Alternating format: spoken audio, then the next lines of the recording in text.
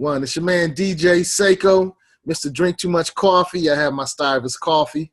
This coffee cup of coffee is courtesy of Bryan and Stratton College. I've sent a lot of people to their Jumpstart program. Good program. Salute to Bryan and Stratton.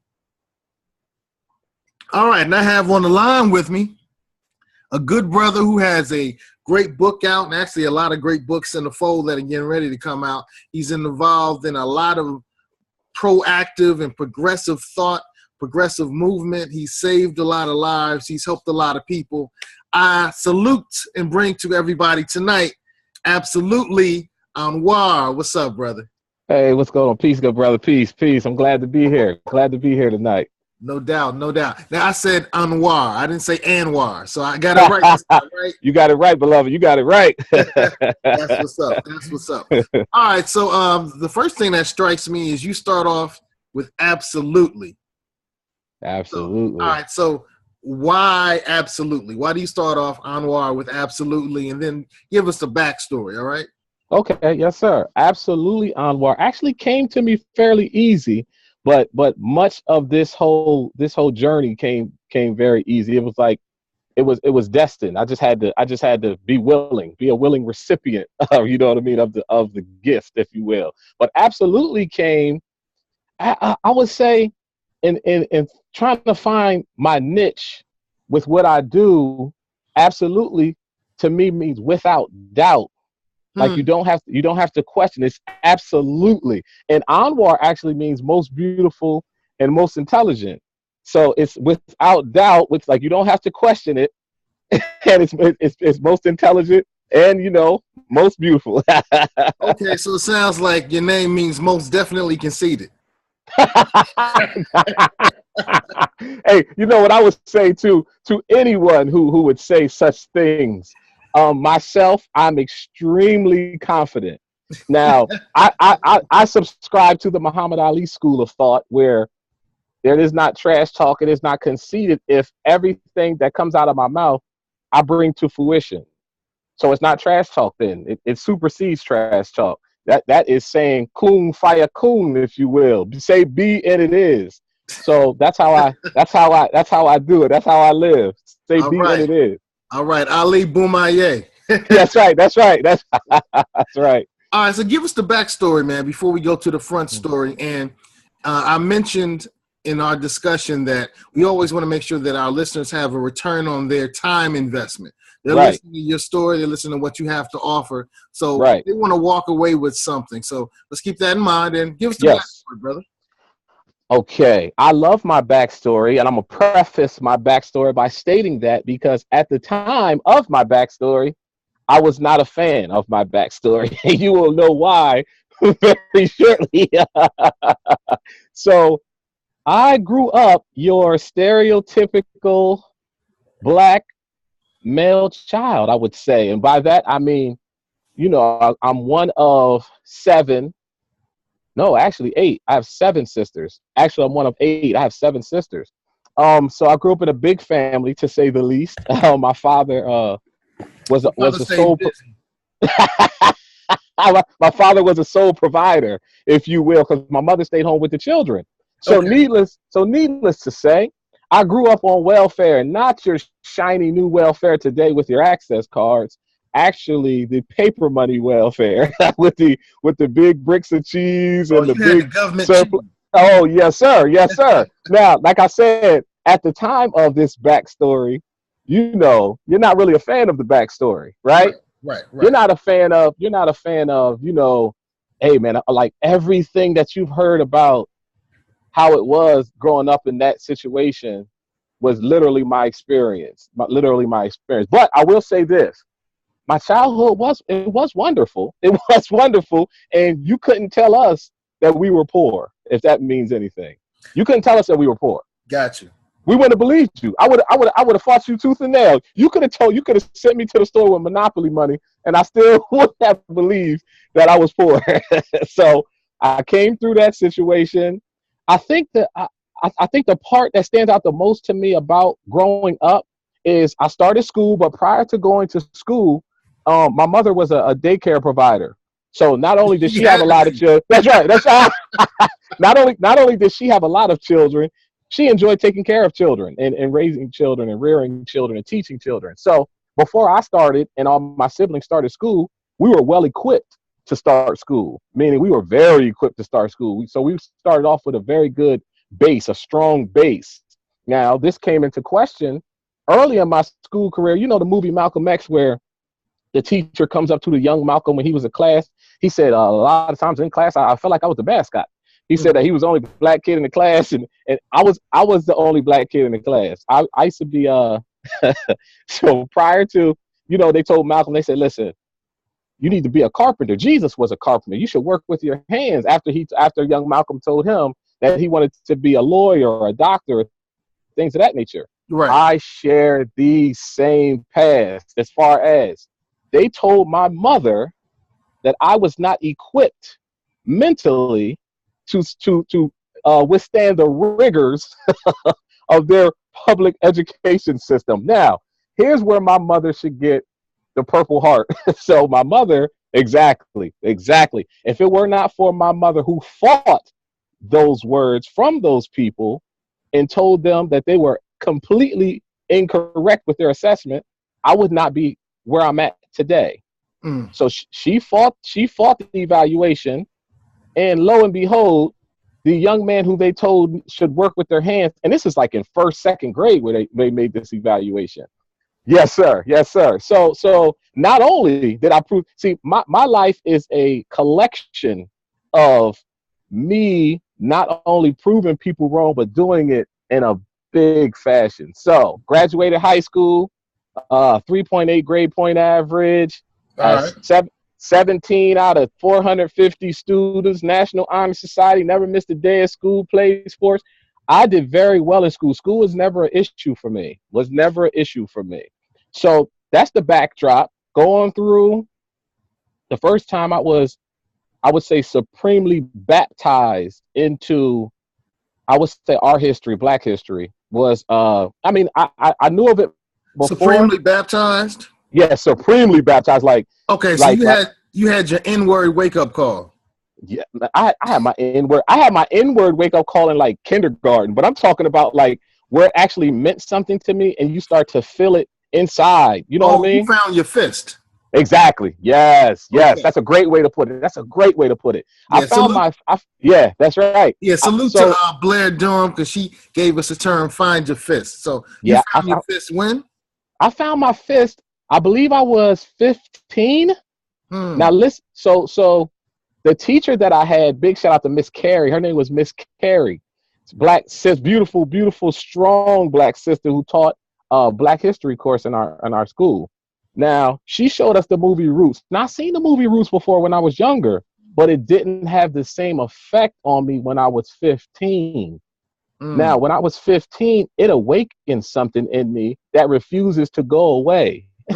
So that started me on my journey of seeking and wanting to know more. She taught us about your Denmark VCs, your Toussaint Louvertures, your freedom fighters, where all the way up to that point, I was only learning about your Martin Luther Kings and nothing wrong with these people, but she taught me. They water King down, man. Oh man, listen. For instance, the name of his the most famous speech, it wasn't even written down. It's called "I Have a Dream." Right. He had a whole different agenda before that. The revolutionary part happens before he says, "I have a dream." That's right. And, Coretta Scott King says, "Tell him about the dream, Martin. Tell him about the dream." Right. He kind of freestyles it. And that's the point. Yeah. Martin Luther King was a rapper. That's right. Yeah, so he freestyles that, and that becomes infamous. But the revolutionary part, when he talked about economics, when he said we need to have our own banks, that's right, insurance companies. That's right. That of course, that's the part that somehow gets lost. Came up missing. Got misinterpreted. That's the part that wasn't taught to us while we were in school. I agree with that 2,000%. It's funny because one of the biggest Martin Luther King quotes that I remember that I can recall, and I'm paraphrasing, of course, is the one where he said, "I'm scared, or I'm fearful that I integrated my people in a burning house." Yeah, come on, listen. Well, that's strong right there. That's strong right there. That's a strong statement. That's a strong statement coming from Martin Luther King. Yeah. Ooh, yes. So I go through. I gain that really launches me. I learned most of my. I would say I learned most of my education, my real education, outside of school. Mm. Yeah. Oh, yes, sir. Yeah, I learned most of my education outside of school, seeking on my own, which was man, liberating, enlightening, all the words that you can think of, and it never stopped. It never stopped. It kept growing and growing and growing. But also, what was growing inside of me was the passion to write, and that's when I began writing when I was in my late teens. Okay. Okay. But So that's how we get here today, right? Because you're an author. I mean, what are you? What are you? man, I don't even like to limit myself to just say that I'm an author. So, um, man, I'm a variety of things. I don't even think you could term it. But as an author, when I first started writing, I didn't like for people to read my work. I would Hmm. keep it to myself because I don't think it was shame. I think it was more of I felt like Erica Badu, and the Erica Badu quote where she says, when she says, "Now keep in mind that I'm an artist and I'm sensitive about my." That's how I felt about my work. That's how I felt about my work. So it took me a long time to unveil it to the public, if you will. It took me a long time. But what I felt like, and I think I told you this, on my journey, I actually felt like Jonah, where I was called to do something and I was refuting this call. I wouldn't take it. I wouldn't take the call. God's calling on line one, and I wouldn't take the call. He can wait. So He can yeah, wait. yeah, yeah. He all Leave right. a He got time. message. He got time. He got so I would not go to Nineveh. I was being stiff-necked and rebellious, and I would not go to Nineveh. And I tried to flee. I got on the ship. They threw me off the side of the ship, off the boat. I got swallowed by a whale, and there I sat. And I sat alone in my thoughts. And then Whoa. I had a great epiphany. This Okay, you epiphany. throwing out your author words now. Epiphany. I had a moment of clarity, if you will, All a right, so moment you of woke up. enlightenment. That's right. That's right. You What I woke up. realized, yes, that's right. What I realized was that this book, I did not write this book for myself. It had nothing to do with me. It has nothing to do with me. I am nothing more than a vessel. I'm a vessel. Now, there may be a young man or a young lady that haven't even been born yet, that one day are going to get a copy of this book and they're going to read it. They're going to say, "What is this? It looks like my great great great granddaddy taught me about a cassette tape." And they're going to Yeah, pick this book up. I'm looking at the cover now, and I'm thinking it's just blowing me away. It takes me back to the 8 tracks, but it takes me back to the Sony Walkmans. Yes, yes. Oh man, you done said the whoa. Okay, Yes, sir. but you know what? I know you were on a path, but it's Yes, called the written mixtape. yes. The written mixtape. Now the concept. I was blogging, and as I was blogging, I was, and my thoughts in the concepts of the book are very vast and they're very different, but they're extremely different. Like no one is like another one. They're like each part is different, and because each part is different, I was like, man, it's like a mixtape. But I'm gonna tell you what really sealed the deal for me. When I write, I use a lot of musical references, a Okay. lot. Music had a profound effect on my life. Profound. I tell people all the time, I say, I have a soundtrack to my life. Like if I had enough time to sit down and place all these songs together, you wouldn't know exactly where I was and what I was doing at these particular times and how I Okay. was feeling. Okay. Okay. That's how powerful the genre of music was. I'll say back then because I think it's losing that power and effectiveness today. It's being used in a different vein today. Back then it was more empowering. It was emotional. It was strong. It was a lot of things. It was a lot of things, You know, and it moved me. that's might be one of the fine points where we disagree. Uh, You mean old music or I'm new music? New music. I truly find that music of all time periods speaks to the people who resonate and vibrate in that time period. I'm going to tell you this, and I agree with you. And I had to come to this realization with myself, because you are a DJ and I respect your craft more than you know. And I'm sensitive about my S word. So I'll say this. You are completely correct. You are emphatically you are completely correct. Now, I had to learn how to compartmentalize, like you said, how music goes through the time. Because when I was growing up, I remember getting in extreme amounts of trouble for the music I listened to. I literally got to witness the birth of hip hop. I always say the birth, life, and death of hip hop. I got to witness it. So I say that to say, I remember when quote unquote gangster rap came out.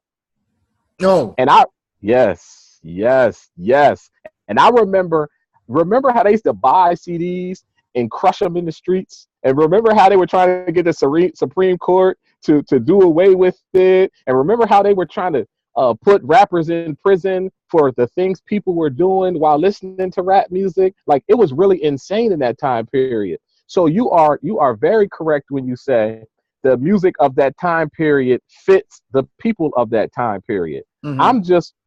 The reason why it affects me more is I got to grow up through back when gangster rap wasn't negative, when it was more like a newspaper. You know what I mean? And when it was the end of the ghetto. That's right. That's a great way to put it. Absolutely. I was about to say where you could listen to a album and say, man, like, that's really crazy. Like, I really feel that. You know what I mean? I got to go. So then gangster rap got whatever you want to call it. Let's not say corrupted. Let's say it evolved. Let's say it became profitable. Oh, man. I was trying to stay away from that, but you drug me right in there. Yes, it became extremely profitable. Extremely. Because there was a time where it was conscious and it was beautiful and everybody wanted to be black and females weren't called the B word and they weren't called hoes and the jump off and all that kind of stuff. It was a time where Tupac was talking about keep your head up. There was a time where he was talking, you know what I mean? Like, it was different. And I miss that time. And I miss those artists. It was different. I miss those values. Oh, I was just talking about values to somebody today. I miss those old school values so much. And me and my father came to a gross realization that I'm sitting around squeezing my eyes real tight, crossing all my fingers and toes, wishing on 4-leaf clovers, wishing on stars, that it comes back. And the sad realization is it will never come back. It's gone forever. It's gone forever. Yeah, it's gone forever. It is. It's gone forever. On with the times. I mean, the times are the times. Now, do you feel like, with myself, I feel like the transition was so fast? Didn't it happen fast? Like from think about the 80s, and then think about how it crossed over like Allen Iverson in the 90s, man. It was like pop, pop, you know what I mean? Oh, 2 up, 2 down for Allen Iverson. Yeah, the VA. Yes, sir. Yeah, I think it moved too quickly. Yes. But in the same way that a mixtape moves, you know, most of the mixtapes that I used to really enjoy, you know, it was a bit of this artist, it was a bit of this artist, a bit of this artist, and it wasn't an album. It wasn't a whole body of work by one artist in most time period.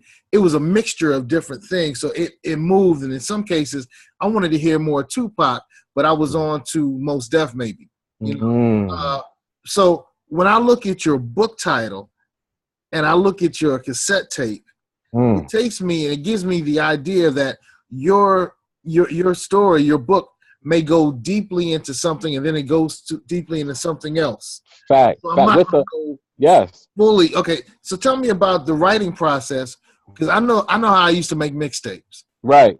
How do you make a mixtape book? So you know, the actual book, right? The cassette tape Can you open Like, that up? I want to see how this is open like a. Oh, okay. So that's just the cover. Gotcha. now I'm going to show you something. I'm going to show you something that I thought was absolutely profound. Look Okay. at this. Can you see this? Oh, wow. That's a track list. That's right. That's right. So, so the actual the cassette, to me, makes me think and makes me feel old school values, like you said. That this takes me to the 80s. Now, I know there are some young children that purchase my book, and they come to my book signings and they buy this and they have no idea what this is. But if they actually did research, they will fully understand what this meant to us. And think about the patience that you had when you were listening to the radio with your hand on pause and your other two fingers on the record and on the play button as you're waiting for your favorite song to come on so you can record it on your tape, right? Right. So the patience of it, but the actual the writing of the mixtape, I have to feel inspired. I have to be inspired to write, and inspiration comes in a variety of forms. To me, a lot of times I do extensive work with young people. Okay. And I love young people. I like tremendously. I love young people, and they know that, and they can feel that when they come into contact with me. It's a genuine love of young people, and they know I would walk through anything and be there for them and do anything I can for them, and they feel that, and that the sincerity of that, and that is pretty much my life. In essence, that is my life. Like, working with them, helping them, mentoring them, coaching them. Yes, so the mixtape concept comes from, if something strikes me, it can be a song, it can be a conversation, it can be a verse from the Bible, it can be a surah from the Quran, it can be so many things that inspire me. Okay, and I'm looking at the write-up of the book on Google and Amazon. Yes, sir. It states that the written mixtape is a refreshing take on a wide array of topics from social, educational, religious, and even political perspective. The book allows its reader to be free from the confines of the mental shackles placed on us. So you said that you really enjoy working with young people. And yes. I get the feeling after reading that write-up that you really enjoy the concept and enjoyment of freedom. Yes, absolutely. Okay. So true freedom. You're a free thinker, you're a free writer. What does it deal with? What does the book deal with in terms of freedom on a social level, on a educational level, on a religious level? Is there how about freedom in our country? This is such a great question. Such a great question. Okay. When I was a young lad, many moons ago. Many moons ago. I grew up in my family has a church, actually. So I grew up like when Steve Harvey talked about going to church every day. Yes. I went to church every day, literally every day. Oh, so man. Yeah, but I was the kid in Sunday school. My aunt ran Sunday school. And I was the kid in Sunday school, or the child in Sunday school. I hate the word kid, and I just said it twice. I was a child in Sunday school who asked the questions that you weren't supposed to ask. Like, let's say we're talking about Noah's Ark that day. They used to pass out the little cards with the little face on it and the writing and the writing on the back, right, with the Bible verses and stuff. You used to go over the story. So my aunt would talk about Noah's Ark, and she would proceed to say that Noah was in the desert and built a ship that only had one door and got 2 of every animal in the ship and he didn't close the door. Then it rained for 40 days. Was it 40 days and 40 nights? And and the whole world flooded. And I used to wait patiently, and I used to raise my hand. And I used to say, Auntie. And she used to say, oh, here we go. Right? Yeah, here it comes. So I used to say, one day I was standing on this side of the projects, and it was sunny. And I was looking across the street, and it was pouring down, raining. So how did it rain on the whole earth at the whole time when it didn't even rain in the whole project at the same time? And then I used to say, so if he got 2, how do you get 2 of every animal? How do you get the tigers to not go after the antelope? And how do you get you know what I mean? Like, how did this happen? How did he get 2 of every bird? Does he know every bird call? Where'd they go to the bathroom? How they exercise, right? I used to lay it on thick, man. I used to lay it on thick. Hey, you know what's funny about that story? the What's that? Bible says that the animals came 2 by 2 for the Right. unclean and 7 by 7 for the clean.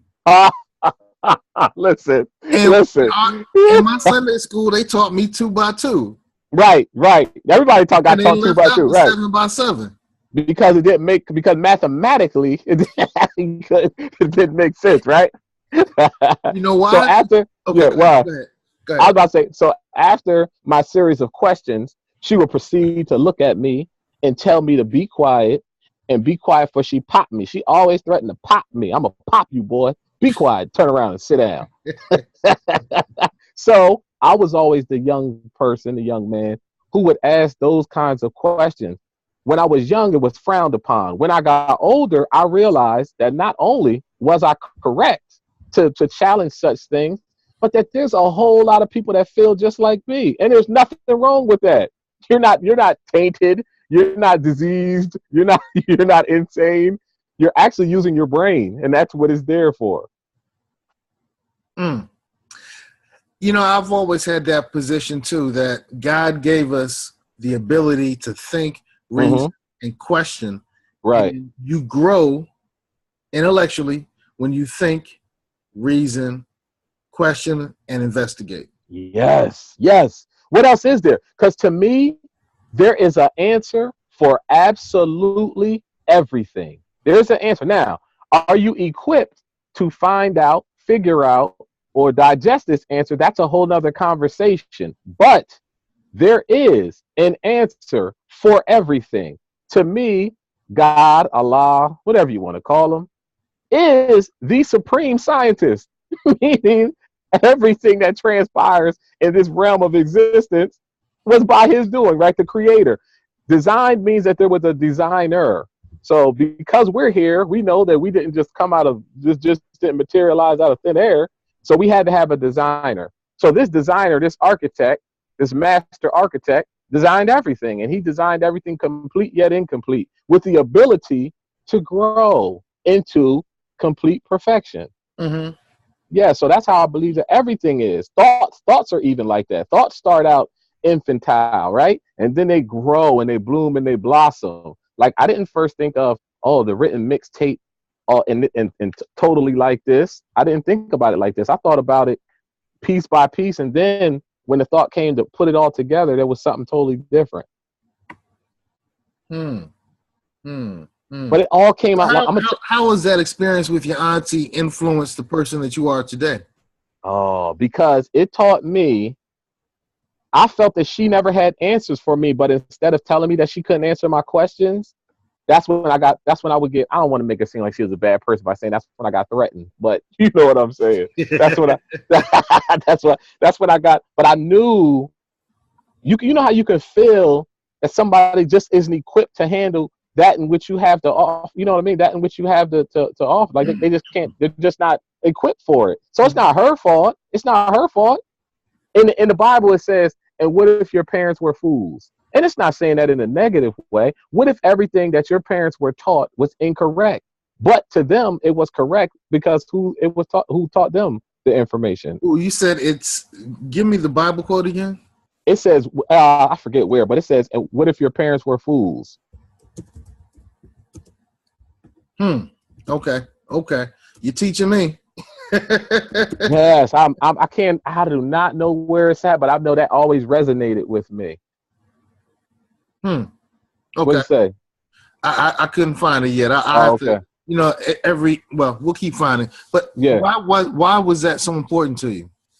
That was so important to me because, like I said, they only gave us the best that they had, right? And you're talking about generations coming straight from a slavery time period where we were, in chattel slavery. So you're talking about people who were given, for lack of a better term, poor information, a lot of poor information. What they say, I heard the messenger state, if a man won't treat you right, he won't teach you right. And we weren't taught right because we weren't treated right. Ooh, repeat that. That's tweetable. If a man won't treat you right, he won't teach you right. And is that Elijah Muhammad? Yes, sir. Messenger. Yes, sir. Okay. So we have to keep that in mind, where we got a whole lot of information that was really bad information, but it helped them fuel their purpose for us. So a slave comes to master from working sun up to sundown and then making children all night, so they really don't get any rest. So a slave comes up to master and he says, "Master, we work all day and all night, and we don't get a day off." And he was like, "Hey man, relax. You'll get a day off when you die, right? You'll go to a place with milk and honey, with golden streets and pearly gates, and you'll get to see everybody that we killed. I mean, that died before you." Oh, okay. Okay. Okay,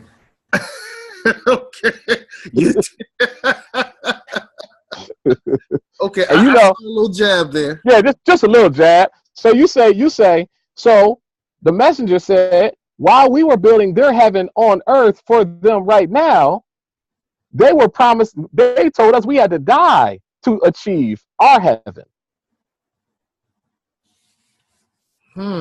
So I'm getting the impression that your book was heavily influenced, one, by your questioning of the Christian teachings, but also your embrace of the Islamic teachings. Yes, and I tell people that my Islam is different from other people's Islam. I was a registered member in the Nation of Islam. I studied the messenger's work. I still study the messenger's work.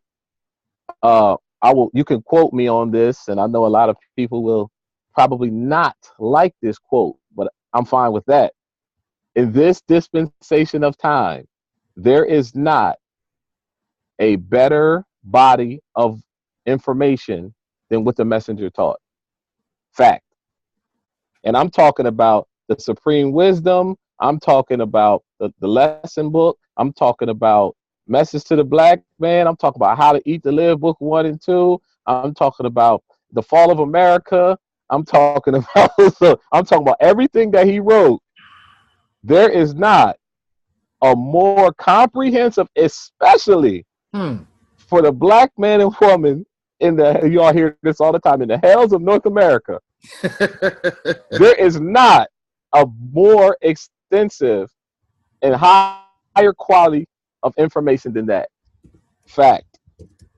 So when you read my book, you'll see the fingerprints of the messenger all through it. No question. No question. Okay.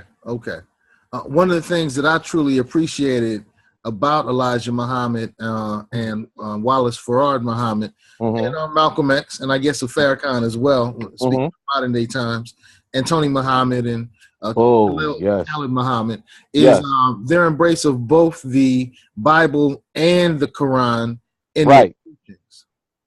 Now notice, when we started talking this conversation, we started by talking about my extensive background, my extensive church background. Okay. So I am extremely well versed in Christianity, in the Bible, and Islam in the Holy Quran. Extremely well versed. So I would say half my life was Christianity, and then the second half was Islam. Right. And both in the Nation of Islam in particular use both scriptures. Absolutely, as it should be done. I'm going to tell you this. One of the first things I learned when I became I'm not a registered member anymore, or not active.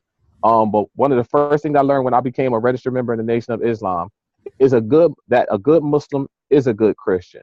That's the first thing I learned.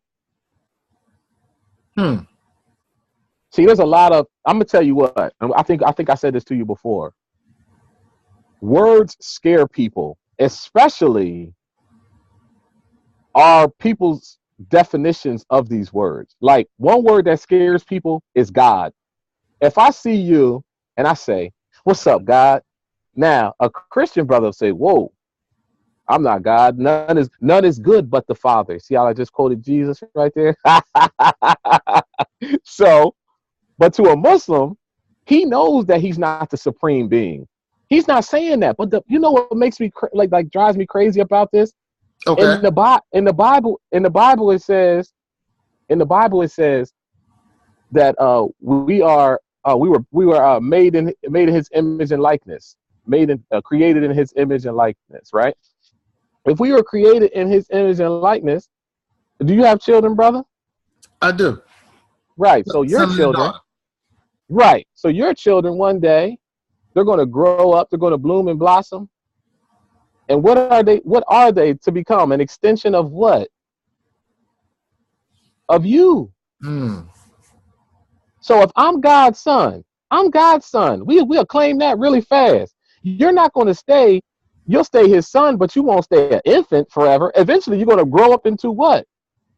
Say this is an apprenticeship program, God's apprenticeship program. You're not going to stay an apprentice. One day you're going to be maybe a little baby God, but you're still going to be a God, right? Mm. Yeah, we're in the class. Yeah, we're in the classroom of God, and we think we're always going to be, eventually you got to move to the head of the class, and one day you might have to teach that class, right? Okay, some of us may have to repeat the class a couple times. Right, you're right. But hey, people like me ended up getting suspended a couple times.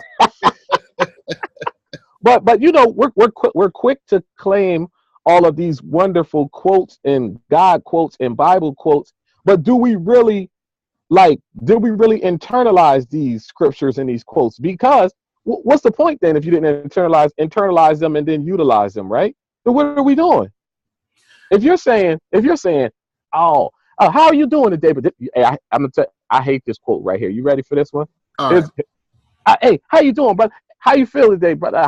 Blessed and highly favored. Okay. Now, do you really believe that, or are you just lip professing that? Do you really believe that? Do you believe you're blessed and highly favored? Because if you believe you're blessed and highly favored, you would be a completely different person, right? Yes. I agree with that. You would be a completely different person. You would be when they see you, they should see the Father, right? That's what Jesus said. We painted Jesus with all these wonderful tasks, right? We called him good master. He said, what he said when they called him good master? He said, none is good but the Father. And then they said they saw him make blind people see and turn water into wine and all this kind of stuff. And they said, man, this is the hip hop version. You did some bad stuff, Jesus. You're a bad dude, right? So then he said, hold on, ye shall do greater works than I. But you know what? We don't believe that. We don't believe that because we're still looking at him like this. Oh, let me look into the light. Oh. He told us. He said it. He said, listen, you guys are going to be badder than me. I'm a bad man, but you're going to be badder than me. You're going to be worse. You're going to be like Muhammad Ali. You are bad. But nobody believes that. And not in their actions. Not in their exactly. And I'm going to tell you, this bring me full circle to why people should tune in. How about this segue? So okay. Here's the ROI. Here's the ROI. Yes, ROI. Here's the ROI. Nobody is coming to save us. Nobody. Your great, I can keep saying great for forever. Grandmom and grandfather prayed every day for when they got indoctrinated with Christianity, for somebody to come save them. Oh, come save me. Oh, come save me. Oh, come save me. Right? Then they transitioned and their children did what? Oh, come save me. Oh, come save me. Oh, come save me. You come all the way down to you. And listen, maybe we don't have all anything minutes or all anytime minutes. Maybe that call's not getting through. See, the Bible says God helps those who help themselves, right? Yeah, you got to help yourself. You got to do something. You have to get up. You can't sit on your hands, and you got to get up. And we have to do it collectively. So the ROI is that our reality will not change as a people until we change it. We have to change it. Now, how do we change it? Anwar, you're talking real fly on this podcast, but how do we change it? You're talking fly or you're talking greasy, depending on your yeah. Right. So how do we change it? We change it. Everybody on this planet is born with a gift. Fact. Now, many of us do not know what that gift is, but as soon as we tap into that gift and maximize that gift and take it to the furthest reaches of that, right? Tell me how that will not help our people. ROI alert. No one's coming to save you. No one's coming to save you. Everything you need to save yourself. Save yourself. Okay. That's an actual fact. That's like the man sitting on the roof in the flood and praying to God to come save him, and a boat comes by. Hey, you need a lift? Nope, I'm good here. Then he's still sitting on the roof. Now the water's up around his waist. A helicopter comes by. Hey, you need a lift? Hey, I'm waiting on Jesus to come save me. All right. Now the water's up to his neck. He looks up in the sky. He says, hold on, man. I done prayed all day for you to come save me. I missed the boat. And guys, hey, man, I sent 2 boats and a helicopter, and you still sitting on that roof. Mm-hmm. Yeah, that's us. We see, because it's easier that way. It's easier for us to pray to something to come save us, because then we don't have to do any work. Well, we don't have to work.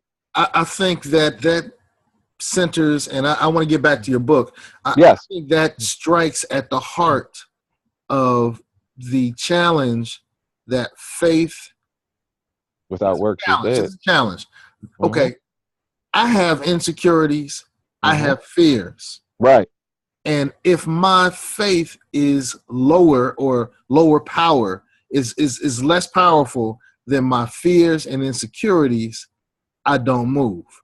Mm. And so what I see happening with my fellow Christians is they say, I can do all things through Christ who strengthens me. Who strengthens me, right. Okay, so you already said that Christ is strengthening you. Right. And you say that you can do all things, but too many times our fears and our insecurities are stronger than our faith. But what is fear? False evidence appearing real. I learned that in church. And I'm going to say this. I am not in any way, shape, or form beating up on my Christian brothers and sisters. Oh, I wouldn't let you, bro. Oh, thank you. Just so we're on the same page. Right. Right. I say that to say fear does exist. But you know what I think about the greatest Bible story I think about in terms of fear or not being fearful? What? I heard the minister say it like the Shadrach, Meshach, and a bad Negro. them brothers wasn't scared of nothing. They weren't scared. You see what I'm talking about? You know we gotta be more like Shadrach, Meshach, and Abednego, and stop being like, you can't say you believe in this all-powerful being and then be like, oh my God, oh I can't do this. What am I gonna do now? That doesn't make any sense. Yeah, the scripture says you are not given the spirit of fear. Yeah, some of us are taking it. You know what I love about Islam? I'm gonna tell you this, man. All right. Because Islam says the same thing, but it puts some stank on it. You know what I'm saying? Islam will say it's against my religion to be scared of anything other than the Creator. It's against my religion to be scared of anything. Do you understand that? Right. That is powerful in itself. That is against the core values of what I say I believe in. That's crazy. That's one thing that I have enjoyed in my studies and my time around my Islamic family. Yes, sir. Yes, sir. All right, that was too much coffee. I need to cut back. Yeah, that's strong. I teach my sons that. Right, I teach my sons that you're fit. Look, you look that man in the eye. You look that person in the eye, and you speak directly, and you speak, and you project. You know what I mean? You shake his hand firm, and you say, "Why are you scared? We're not scared of anything, sir." You know what I mean? Even my 4-year-old. Oh, Dad, it's dark. We're not scared of the darkness. I'll take his hand and we'll walk right into darkness. See, there's nothing to be scared of, son. You know what I mean? Right. We need to do more of that, because what we're doing is promoting fear by doing it the other way. So then we're teaching them, don't here, get a nightlight. You don't need no nightlight, sir. We're going in here. Yeah, I'm going to prove to you that that's just your mind, or that's just, you know what I mean, your fears, right? You got to face these fears. A man of a job is to meet and overcome all obstacles in their path. Meet and overcome all obstacles. That's interesting. There are some people who have a nightlife faith. And we need to be the type of faith people who will walk into the darkness and say, The Creator made this darkness. And you're supposed to be the light. In the Holy Quran, it says, paraphrasing, if God gives you a light, how dare you put that light under a bushel and hide it? It says you take that light to the top of the mountain and shine it for the whole world to see. That's exactly what you do with that light. That's one of the things that I find in all of the Abrahamic religions, Judaism, Christianity, and Islam, which are all brothers from Father Abraham. It's kind of funny, these sibling rivalries. That's right. Yeah, I call it gang banging in the name of prophets, right? Jesus here, Muhammad here. All right, okay. That's interesting. So I see how that's influenced your life. When I say that, I'm speaking about your religious experiences with your aunt, with your questioning, with your time in the NOI. Right. How does that impact your writing? You know what's crazy? I could take a needle and thread and go through all the religions and find some kind of commonality. Even Buddhism. I could take that and go through. And I say that to say the core values in which I speak of in my book sometimes come from a Christian perspective. Sometimes they come from an Islamic perspective. Sometimes, and it's really crazy because people will read it and say, wow, like it's crazy because if you see Anwar, you see Anwar Muhammad, and they're like, oh my God, he's a Muslim. A Mooslim, Muslim. But that's why I said labels and titles do you no justice with me. Like you can't really define me with that because it's so much bigger than that. And Islam just means peace, right? Islam means peace. Exactly. So that would be no different. That's why it's not a religion. It's a way of life. If you went to an Islamic country and said, how do I say peace in your country? They would say Islam. That's not a religion. That's a concept. And you know, another thing that's always been interesting, and my father, who was a doctor, he was a Christian doctor. He was a Christian, and he had a doctorate in theology. Was he a pastor? Yes, he was a pastor. So he was Reverend Doctor. Yeah, Reverend Doctor. Yeah, that was my yes, sir. That's what's up. The first time he took me to a mosque, he said, "How do you say the word of deity? How do you use the word deity in the English word in the English language?" And we said, "God." Okay. How do you say deity in French? Come on. Like, yeah, something like that. Right. How do you say deity in Arabic? Allah. That's right. It's like, whoa. That's right. Come on with it. A lot of times people get really wrapped up on language. We said that earlier. Yep. So I always thought that was pretty interesting. It scares people. Those words scare people, just like Anwar scares people, just like Muhammad, which is not a last name, it's a title. Muhammad is not a last name, it's a title. It means praiseworthy. So that's back to words again.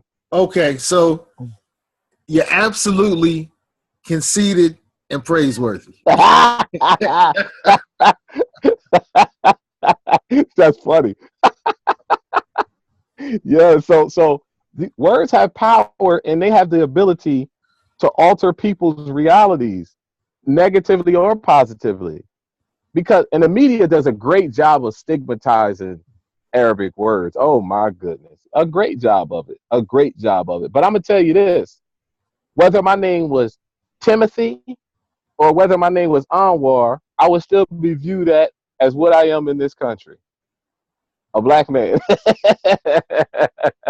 That would not change. They wouldn't care if my name was, it doesn't matter if my name is Timothy. It wouldn't matter if it was Kunta. It wouldn't matter if it was Toby.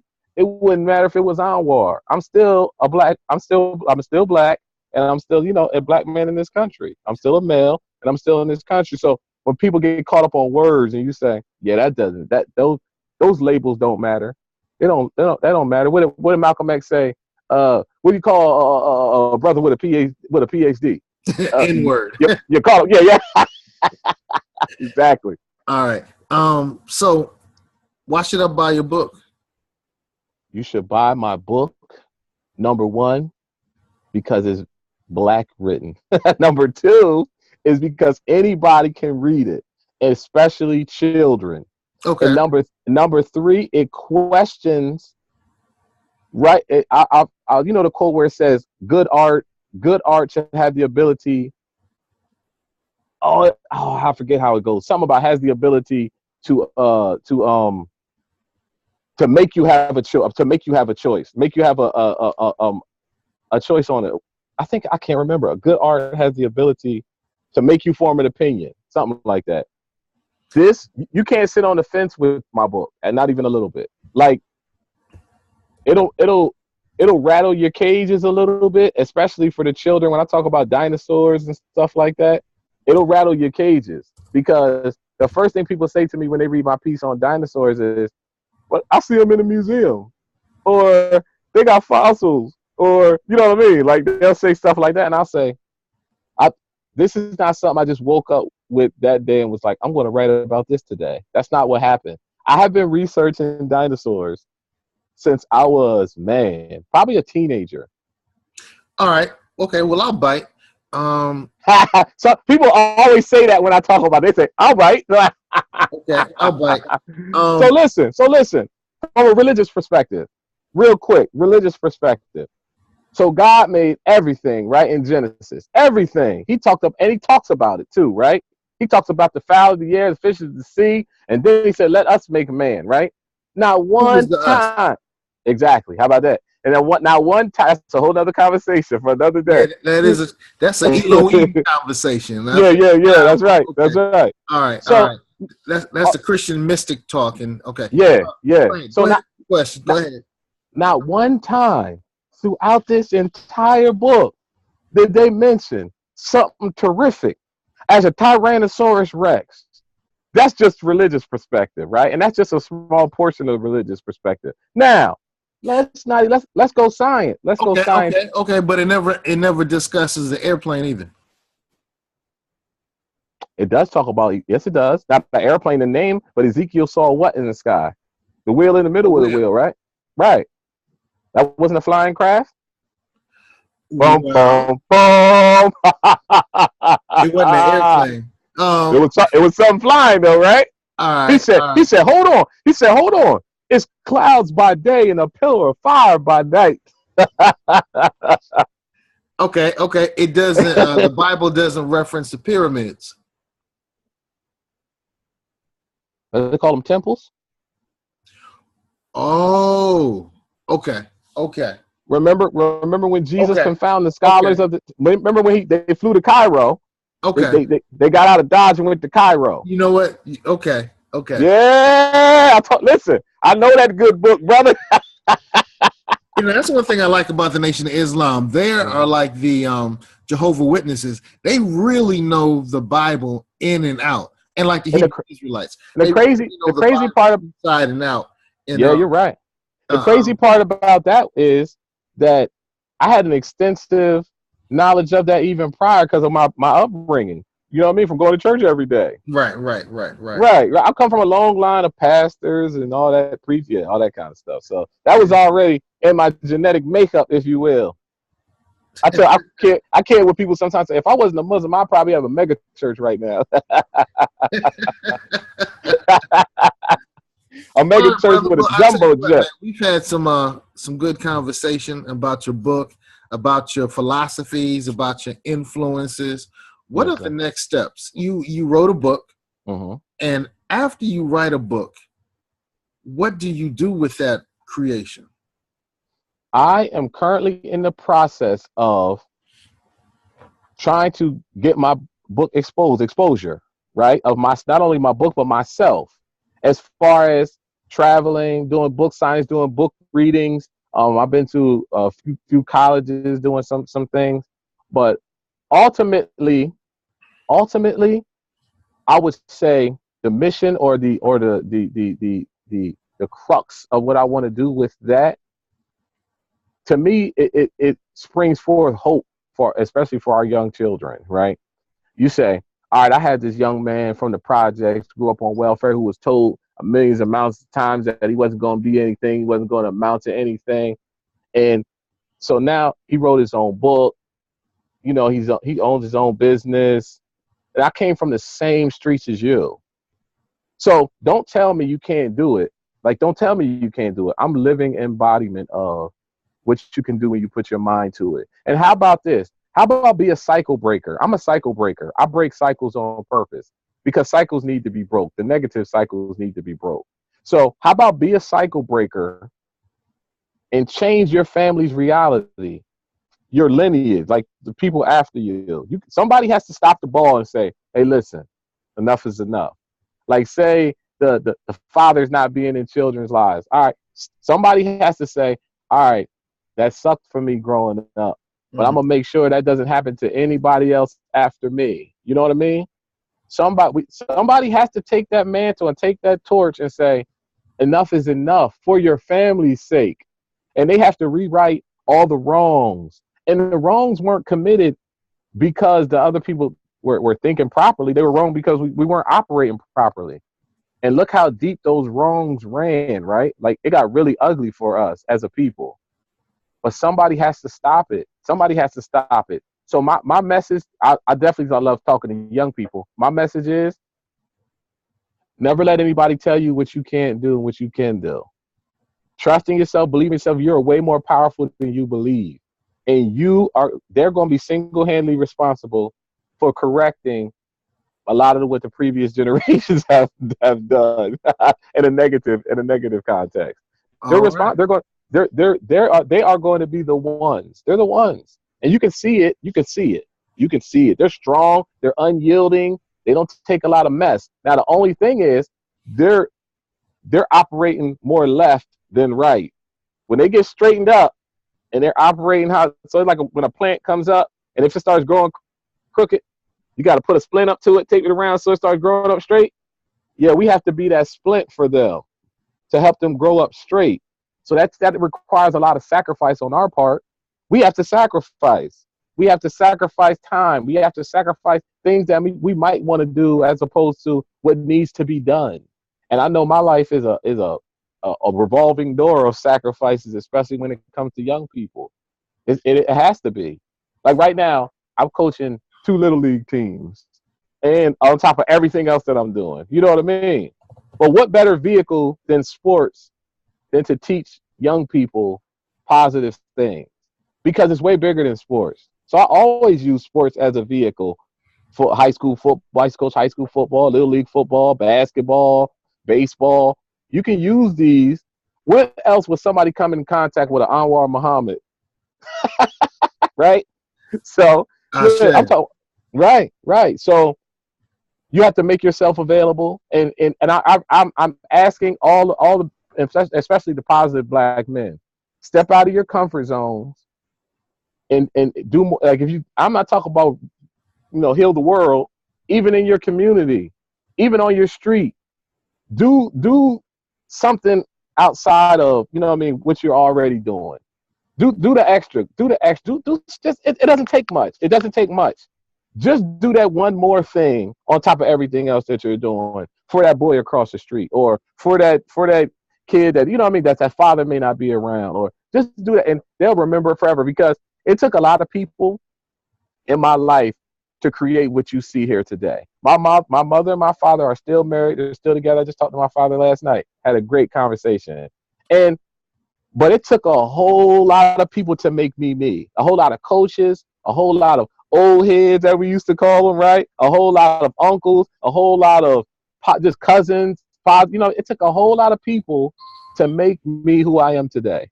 And our children deserve that same respect and regard. They deserve it. It takes a village. It truly does take a village. No one person can say that. No one person can say, I created that. No, you didn't. It took a lot of people to create this. A lot. And I tell you what, brother, it looks like we have a lot to discuss in some further yes, sir. further interviews.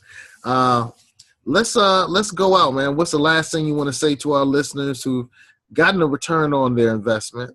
They listen to your message. Your work is a living testament to your message. Yes, sir. What's the last thing you want to say as we break out of here? I would want to say,